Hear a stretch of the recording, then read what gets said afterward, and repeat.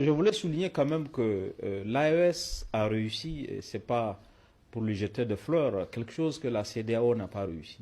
Vous savez, récemment, le Burkina Faso et le Mali se sont mis à acheter du pétrole auprès du Niger, ce qui n'était pas le cas. La CEDEAO, le Nigeria est le premier producteur du pétrole africain. Il aurait pu vendre son pétrole à tous les pays de la CEDEAO, mais les pays de la CEDEAO importaient du pétrole pour certains du Venezuela. D'autres importaient, je ne sais pas, d'autres pays producteurs du pétrole. Alors qu'il y avait quand même le Nigeria à côté qui produisait du pétrole.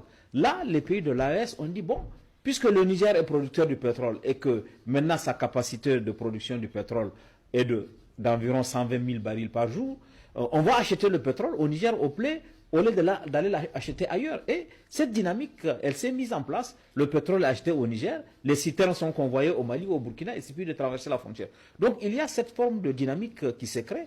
Et à mon avis, l'avenir des relations avec la CEDEAO, on va le regarder avec beaucoup d'intérêt. Mais c'est que la CEDEAO aussi a compris qu'elle a intérêt à avoir les pays de l'AES, à avoir une sorte de relation.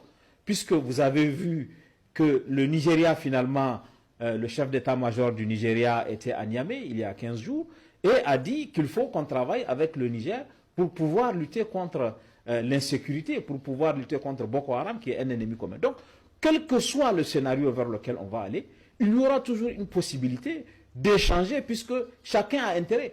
Quand la CEDEAO dit, presque un peu tardivement d'ailleurs, qu'elle va lutter contre le terrorisme, puisque pendant longtemps, et c'est ce qui a fâché les opinions publiques du Sahel, elle n'a pas été, quand il y a eu l'attaque de Chinagoder au Niger, quand il y a eu l'attaque d'Inates en fin 2019, début 2020, qui ont fait des dizaines de milliers de soldats nigériens tués, et la CEDEAO n'avait pas dit, bon, on va voler au secours du Niger, mais c'est quand il y a eu le coup d'État que la CEDEAO a dit qu'elle va intervenir au Niger. Donc ça a révolté. Aujourd'hui que la CEDEAO dise, même si c'est un peu sur le tard, qu'elle va lutter contre le terrorisme, pour le faire, elle aura forcément besoin des pays du Sahel, parce que l'épicentre de la crise sécuritaire, ce sont les pays du Sahel. Elle va devoir leur parler. Si le Bénin peut lutter contre le terrorisme, il va devoir parler au Burkina, il doit devoir parler au Niger. Donc, en tout état de cause, moi, je considère qu'il y aura toujours des passerelles qui vont se poser.